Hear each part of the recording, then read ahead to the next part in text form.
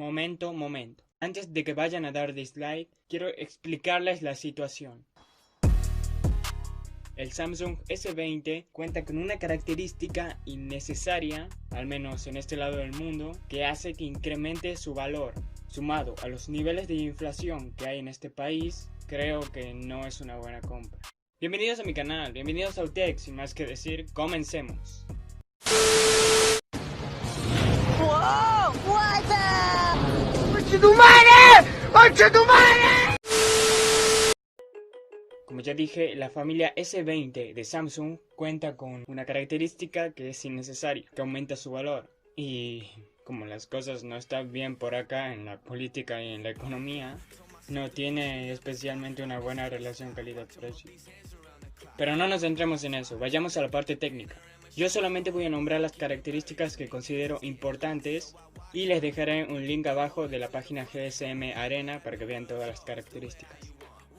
Empezando por su diseño, a mí personalmente no me gusta. Otra cosa es que es un móvil muy grande y por lo tanto muy pesado, llegando a los 220 gramos. Ya en su pantalla, como dije, es un móvil grande y no es en vano, ya que tiene una pantalla QHD de 6,9 pulgadas. Lo más llamativo de esta pantalla es su tasa de refresco, que va desde los 120 y ojo, 120 en Full HD Plus y QHD Plus tiene una tasa de refresco solamente de 60 Hz máximo.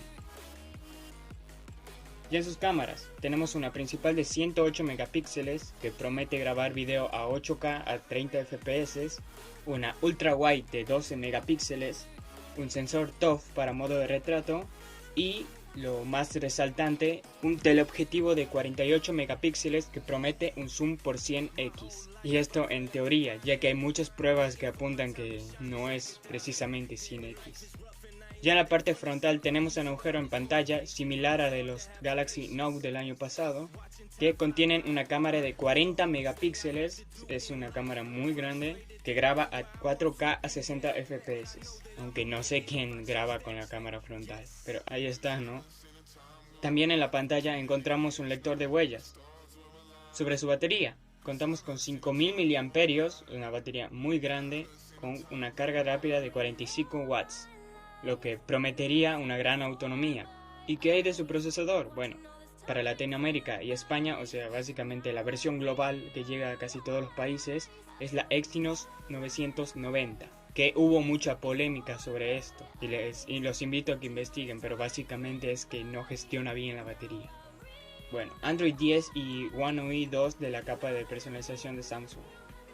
Versiones desde los 128 con 12 GB de RAM a los 516 GB con 16 GB de RAM. Y también resistencia IP68, que es la resistencia más alta contra el polvo y el agua. ¿Qué resalto de este móvil? Bueno, resalto su pantalla y su gran pack de cámaras. Su precio de lanzamiento es de $1.400, que en moneda argentina sería unos 125.999 pesos. 126 lucas. O sea, es una barbaridad gastar tanto dinero por eso. Hay poca diferencia en la generación anterior, o sea, no se innovó casi nada y aumentó una barbaridad, está loco. Bueno, ya dejando de lado esto, vamos a resaltar lo bueno y lo malo. Lo malo es, como ya dije, su precio, y no pienso repetirlo. Otra cosa mala es su zoom, y sé que no es un mal zoom, pero no da lo que promete. Lo siguiente es su procesador, y sé que a muchos no le va a interesar esto, pero, o sea, estás pagando 126.000 pesos para una versión inferior a la que dan en otros países, o sea, encima no compite contra los demás gama alta. Y lo bueno, como ya dije, es su pantalla y su pack de cámaras. El global en global, ¿qué daría de resultado? Te da el resultado un móvil muy potente, suficiente para correr cualquier aplicación o juego actual, una gran pantalla y una de las mejores cámaras del mercado, y un procesamiento que se queda atrás de los demás, especialmente contra los que tienen el chip Snapdragon 865. Conclusiones, ¿vale la pena?